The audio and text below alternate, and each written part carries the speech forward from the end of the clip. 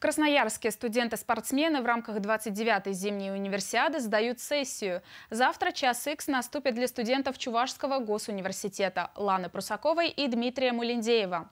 Для будущего спортивного журналиста, а участница зимней олимпиады в Пхенчхане Лана Прусакова учится на филологическом факультете, и двукратного обладателя Кубка страны Дмитрия Мулиндеева, осваивающего специальность врача-стоматолога, это первый опыт участия в мировых студенческих играх.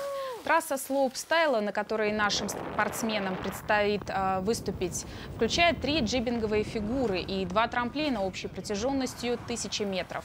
Наставник наших фристайлистов Никита Васильев остался доволен контрольными тренировками. Трасса не является для нас сложной. Спортсмены справляются, и Дима, и Лана показывают неплохие проезды. Ну что же, а результат мы увидим завтра.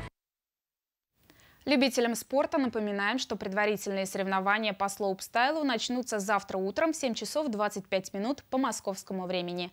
Финалы в 14 часов 30 минут.